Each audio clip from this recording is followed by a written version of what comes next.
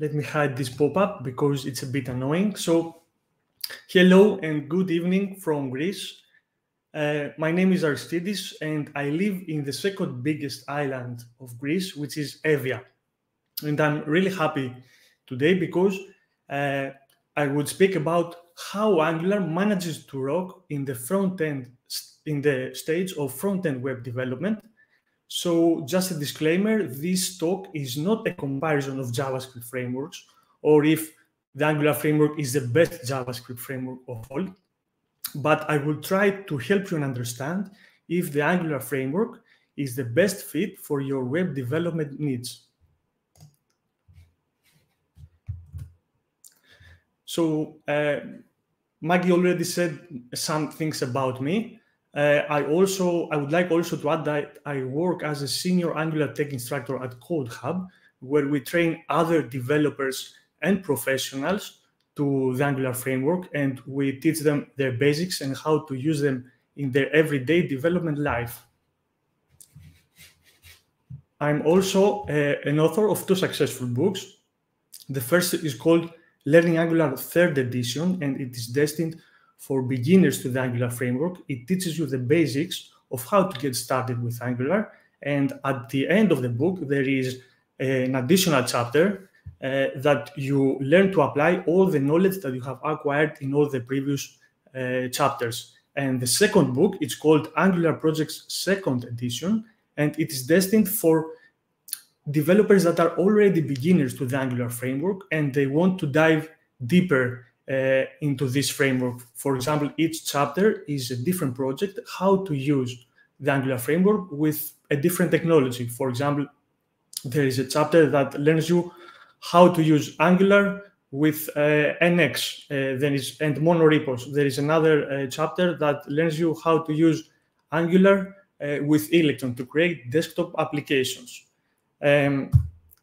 This year, the Angular Projects book, the second one, won 2 awards from the Book Authority organization. It was named Best New Web Application Development Books for 2022, and it was also included in the 100 Best JavaScript Books of all time.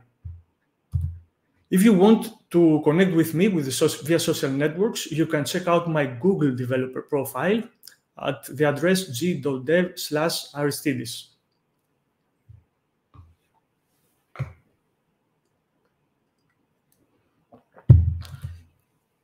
So, the agenda of today's talk. Today we will see, first, what is Angular? Then we will see why should someone use Angular for web development and who uses Angular right now. We will see the main ingredients of an Angular application, and at the end, we will go through a video that I have created, which is a coding session where we will build a new Angular application from scratch.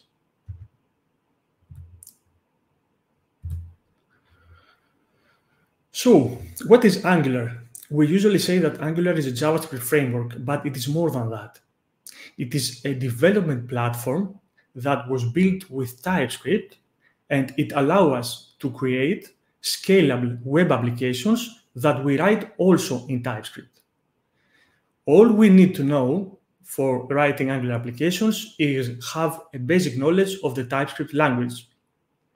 If someone has also JavaScript basic knowledge, it's even better because TypeScript is a syntactic sugar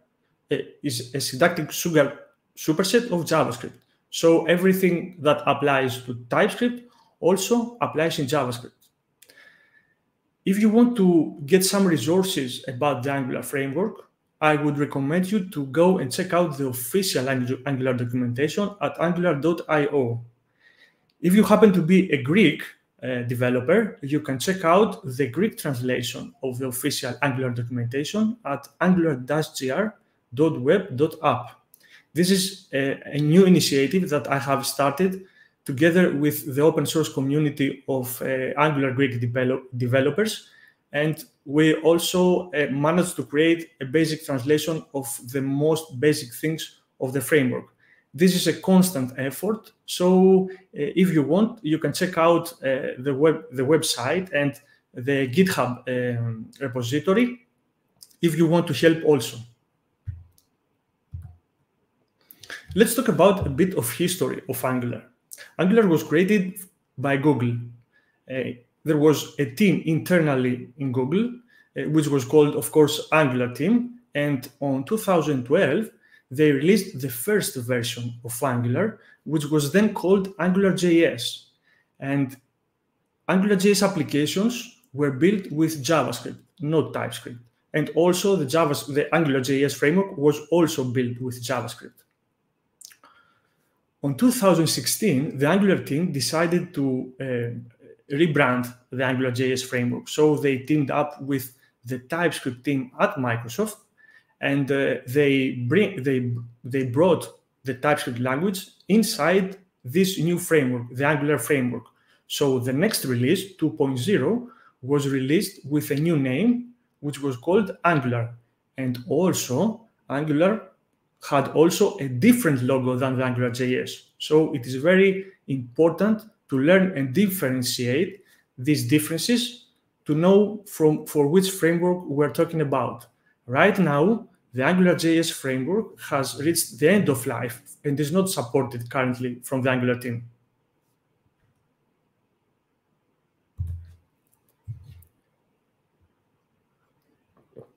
So let's talk a bit about where should someone start using Angular for web development. The answer lies inside the main pillars of the Angular platform, which are three. The first one is that Angular is cross-platform. That means it runs on more than one platforms or environments, if you would like. The second one is the incredible tooling that supports all the Angular ecosystem and helps developers to create awesome Angular applications. And the third one is that it is very easy for web developers to get started with the Angular framework and start creating Angular apps. We will go each one of these. We will see each one of these in detail right now.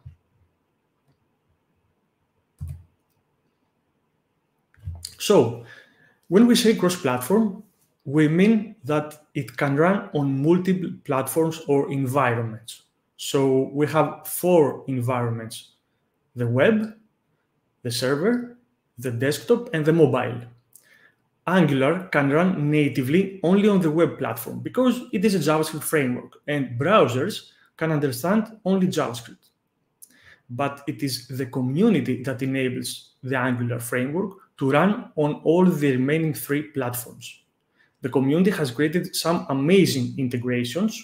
For example, we have the Angular Universal Library that allows an Angular application to be rendered on the server, and thus it will be more fast.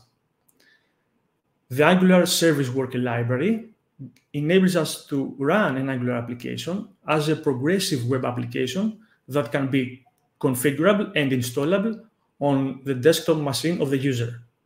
And finally, for the mobile environment, we have the Ionic framework, which is a very popular framework for building mobile apps, and also the native script.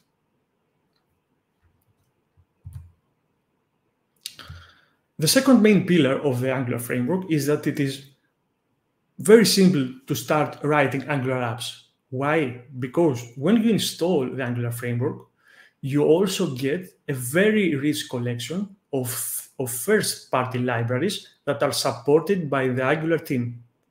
And you can use these libraries for very specific cases. For example, if you want to communicate with REST API over HTTP, you can use the Angular built-in HTTP client to do that.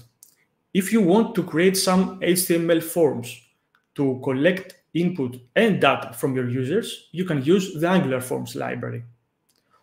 Additional to that, if you want to unit test your Angular application, Angular has a built-in support for Karma and Jasmine that you can use to write your own tests.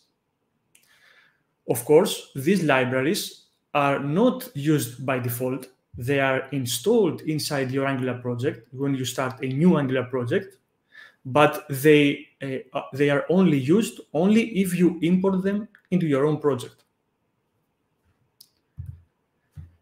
And the third most basic pillar of the platform is the tooling.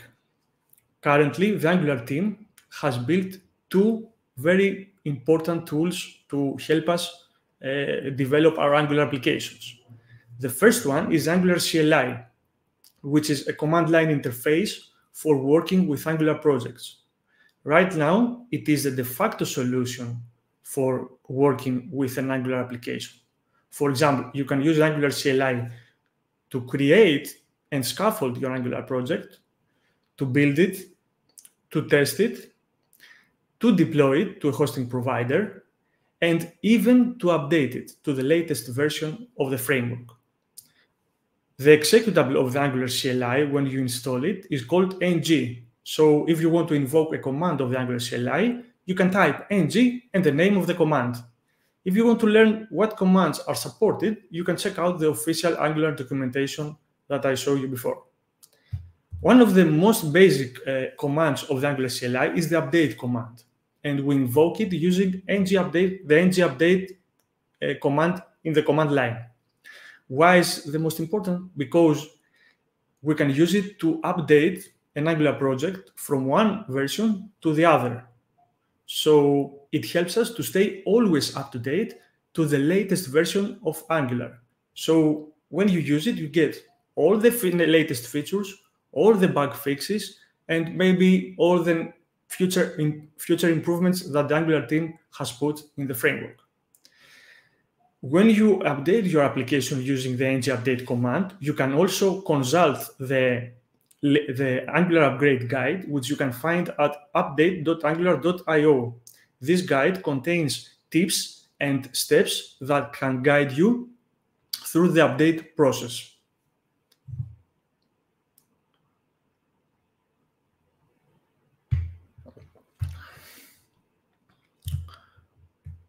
The next tool that is that has been developed from the Angular team is the Angular Dev Tools, and it is the most recent one.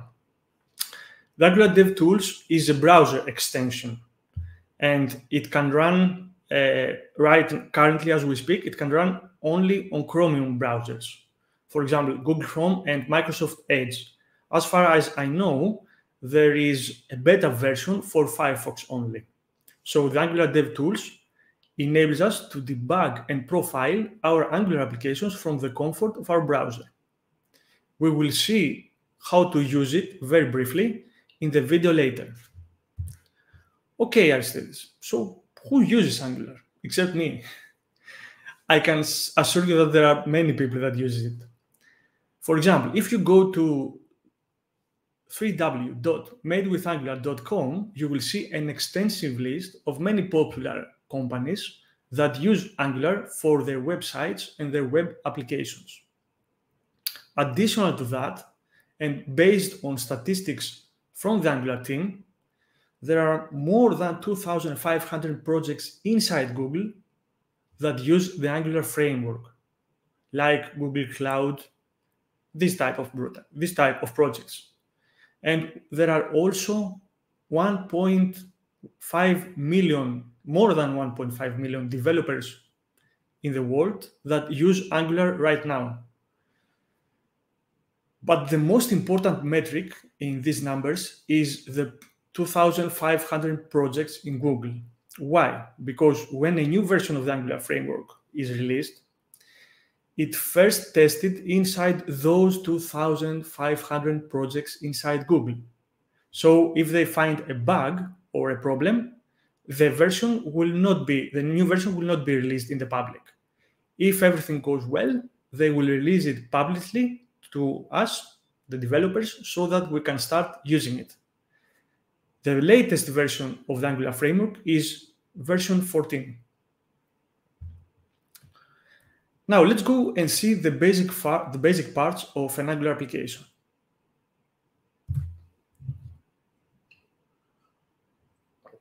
The first one, and the most basic one, which is considered the basic building block of an Angular application, is the component.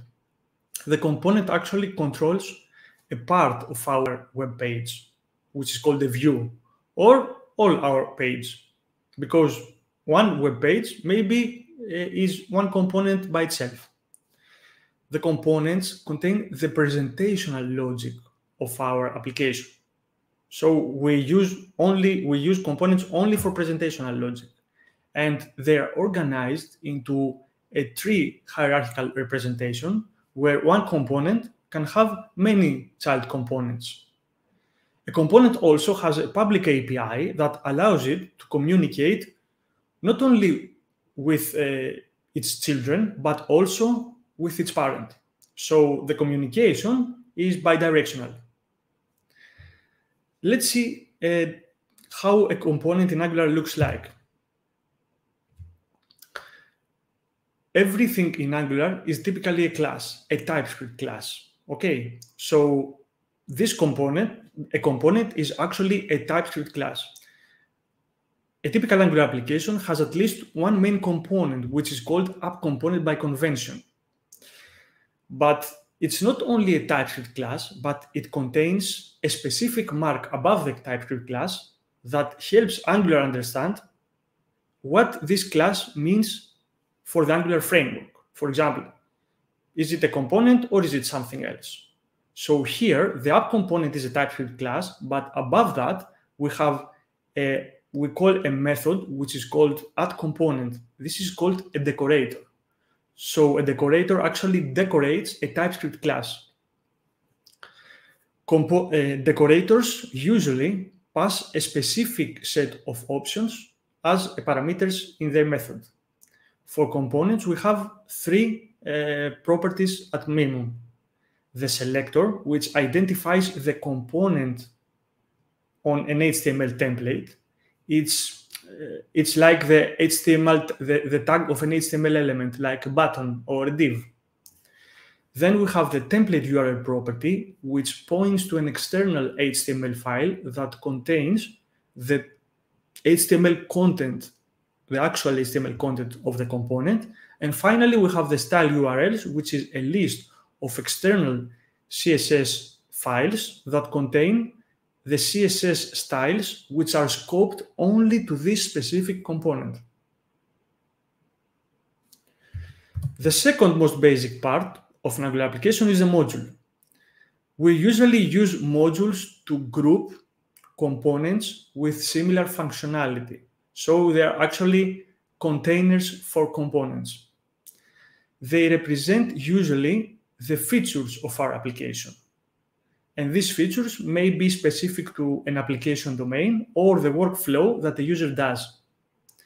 Modules also have a public API that they use to communicate with other modules. So a module can contain one other module. And they use the public API to communicate each other. A typical Angular application has at least one main module, the app module, which is called by convention like that. The app modules use a different decorator than components, which is called ng module decorator. And they accept a different set of options. For example, for a module, you have the declarations property, which contains all the components of that module, which is the components that are grouped inside this module. Then we have the imports property, which defines what other modules our module uses and needs. And finally, some modules, actually the main module of the application, contain a bootstrap property, which tells Angular what is the main component of our application. And the main component is a component that will be first displayed in our application. And the last most basic part of an Angular app is the service. Services are used usually for handling complex tasks. For example, if we want to communicate with a REST API over HTTP, we will not do it inside components, but the component will delegate this action to a service. So services actually contain the business logic of our application. And they are based heavily on the Angular dependency injection mechanism, which is the backbone of all the Angular framework. For someone to get started developing in Angular, we need 3 software tools to install. The first one is an LTS version of Node.js, a version of NPM, which is usually bundled with Node.js, so we don't need to download it separately. And then we need, of course, a code editor or an IDE, just like Visual Studio Code. I prefer Visual Studio Code, and I suggest also this editor because it contains a lot of useful extensions that are specific for the Angular development.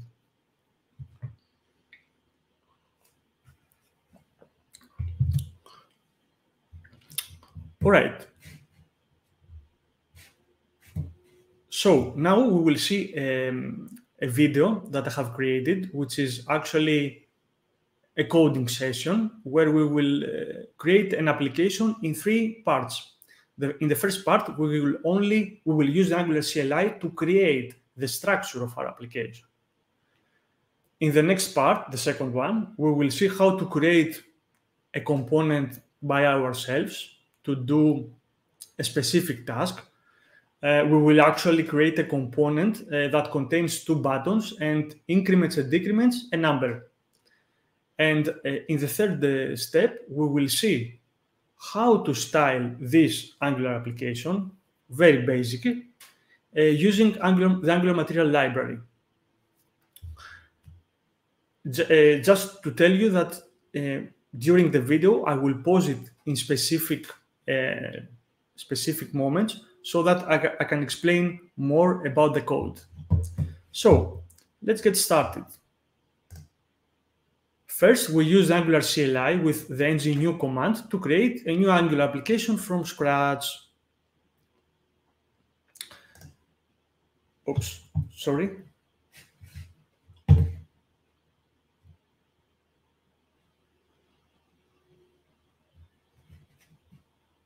So when we invoke the ng-new command, the Angular CLI will ask us 2 questions. The first one is if we would like to add Angular routing inside our application. Angular routing is used when we want to do navigation inside our application. And the second question is which style sheet format we would like to use for our components. For example, it supports CSS, SAS again, and less. For this demo, we will go with the second one, SAS.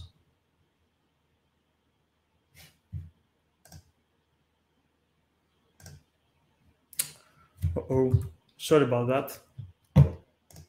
Something went bad with the video.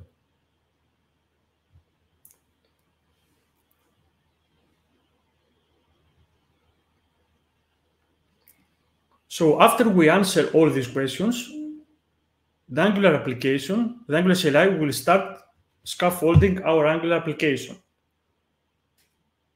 We can then use the Visual Studio Code to open our application. So as you can see here, the Angular CLI has created a specific structure for our project, and this structure is called Angular Workspace. It contains a lot of configuration files, and also it contains the actual application code that we are going to write inside the source folder. So now we can use the integrated terminal of Visual Studio Code to run our application. So we invoke the command ng-serve of the Angular CLI, and this command will start build our application. Come on, I'm so sorry about that. Something goes wrong with the video.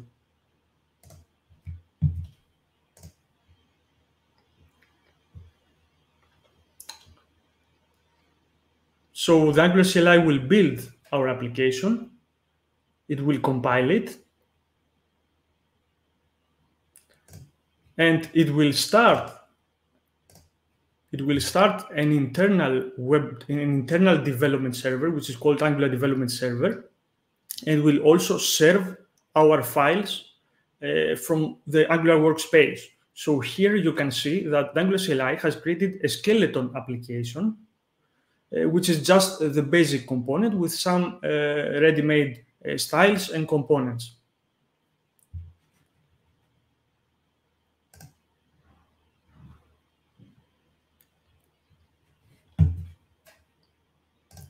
Okay, so the first part was completed.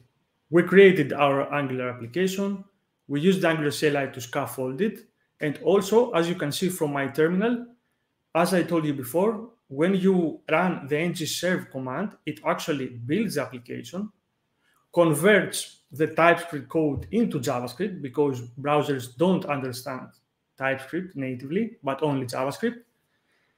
It started an internal server, web server, which is called Angular Live Development Server on localhost 4200, and also opened the browser for us in this location with just one command. So in the next part, we will create our component. Let's go. First, we will open a new terminal. This is very important that we open a new terminal because we leave the other terminal open, so our development server keeps running, and we start a new terminal so that we can invoke new commands using the Angular CLI. So the new command, the next command that we're going to use is the generate command. And to generate, we pass the type that we want to create, component, and we also give the name of our component, which is countdown. So what Angular CLI has done for us? It has created, as you can see, 4 files, and it has updated 1 file. Okay, first things first. Our application source code is written inside the source app folder. So everything is generated inside there. So you can see that Angular CLI has created our countdown component inside source app folder, and it has created a specific folder for this component, which is called countdown. This folder contains 4 files. The first one is the HTML file.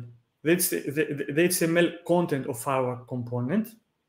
The second one is a file that has a spec.ts extension, which is the unit test file of our component.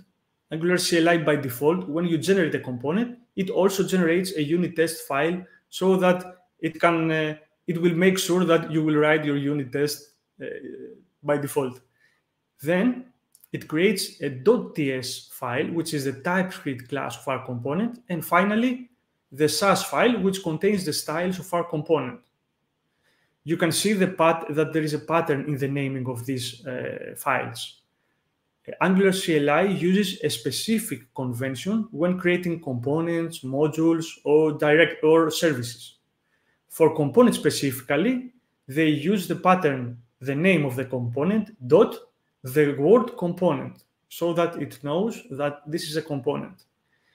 Except of the creation of the files, it has also updated the app.module.ts, which is the main module of our application. Now, this update action has added our new component inside the declarations property of the module. So it has actually grouped our new component under the main module, app module. So let's go and start creating our template. First, we will open the TypeScript file of our component, the TypeScript class, and we will create a property called counter, and we initialize it to 0. We will then create 2 methods, one for increment the counter and another one for decrement.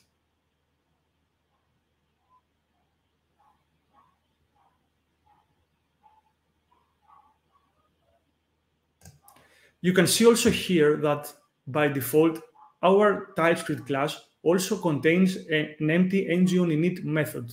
This method is part of the component lifecycle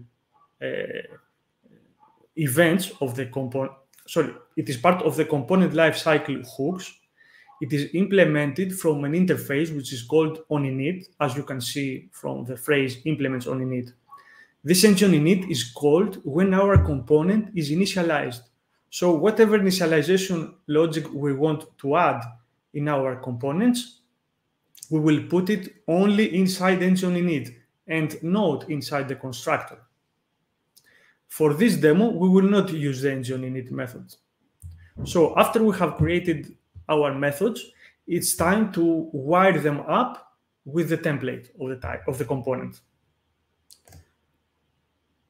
So we open the countdown component HTML, and we use a specific syntax, which is called Angular interpolation syntax, to display the value of the counter. I don't know why this happens.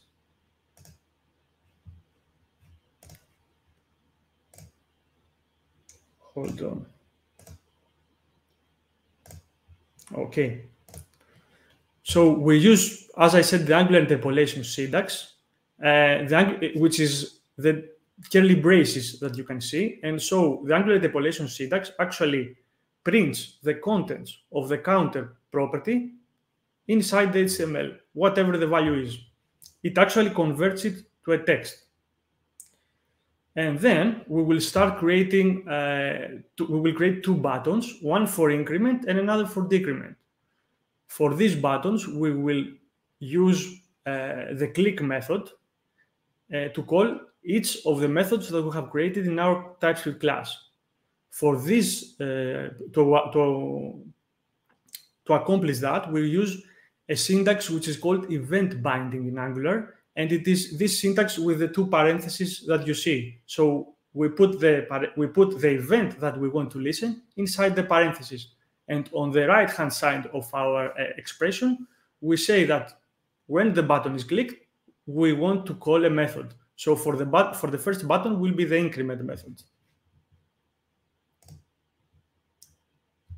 The same we will follow for the decrement button.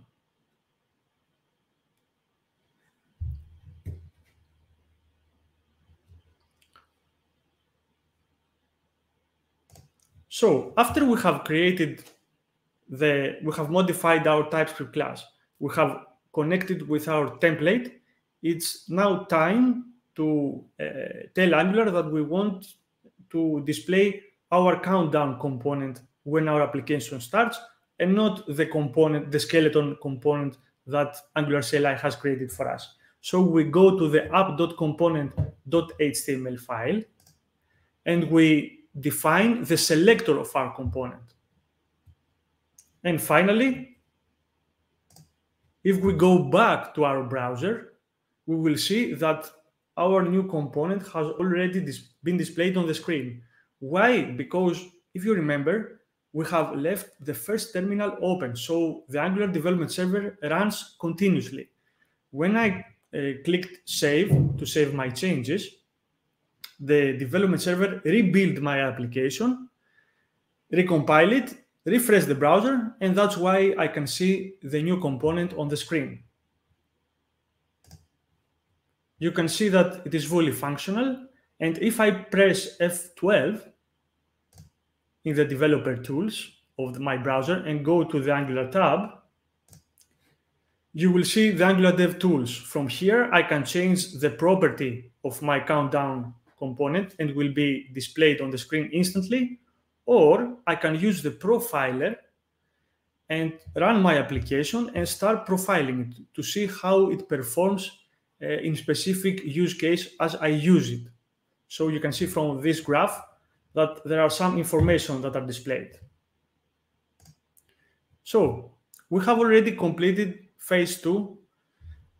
The next the next step will be to add some styles to our application and see how we can use an external library like Angular Material inside our project. So we will stop the terminal, the first terminal that runs our development server. And why do I do this? Because when we add a new library inside our application, we are actually adding a new dependency. So this dependency may break things because it's a new NPM package, right? So it is best, if you are not an expert in Angular, to stop the terminal, install your library, and then restart the Angular Live development server. So I use the ng-add command to add the Angular Material library. This is the add command of the Angular CLI on how to add a library. It finds a version, and then it starts downloading the application, the library.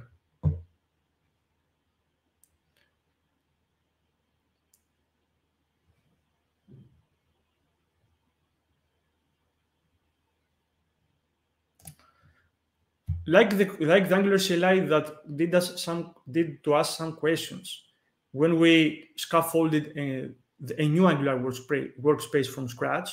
Also, when you add a library, you may need to ask some questions if the author of the library has enabled such functionality. For the Angular material specifically, we need to answer 3 questions. The first one, if we want to choose a specific pre-built theme that Angular material has. And when we say theme, we mean specific colors, specific typography, generally specific CSS styles. For this demo, we will use the indigo pink. The next question is if we want for us the Angular material to set up global typography styles. Here we will go with the default value, which is no. And then the next question is if we want to enable browser animations for the Angular material. Now, these animations, you may have seen that when you click a button, which is based on Angular material design, it instantly displays like a shadow. It makes a beautiful animation when you click it. So this is the type of animations that are enabled if you click yes in this case, which is the answer that we will say also.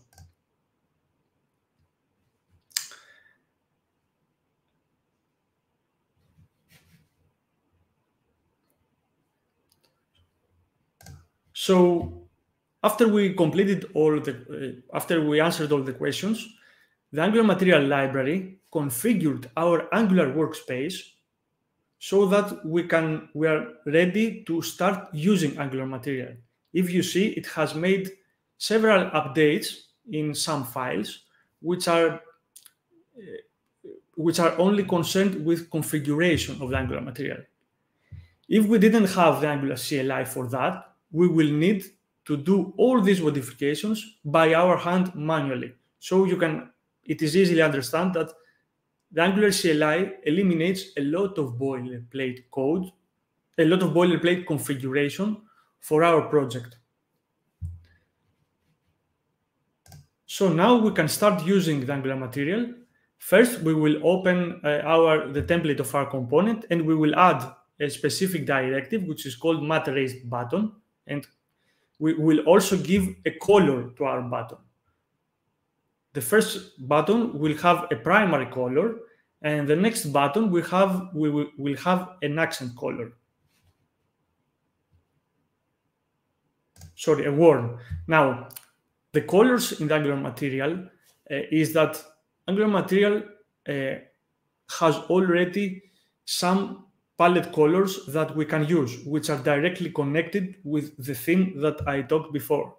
So we can use these colors, we can use these palette colors, or even better, we can define our own.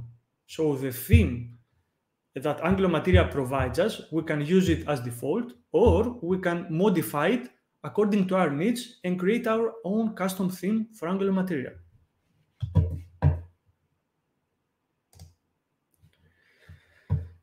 Of course, after we have changed this, we need to go to the main module of our application and import this respective button module from the Angular material library. Otherwise, our component will not be able to show the buttons as Angular material buttons. So in the imports property, we just add the mat button module. The Angular material library has one module for each component. So if you want a menu, you can use the mat menu module. And then again, we run the ngserve command to rerun our application.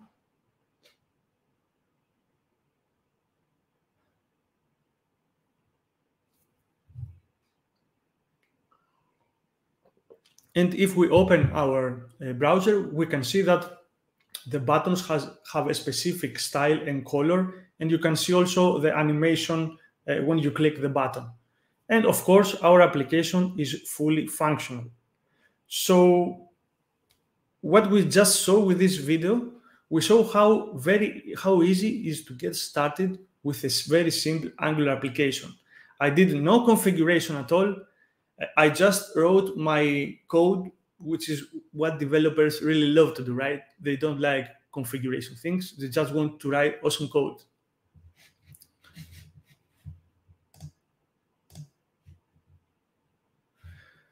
So what we can take away from this talk is, first, that Angular is cross-platform, so it can run on many platforms, and this opens many possibilities for us as developers.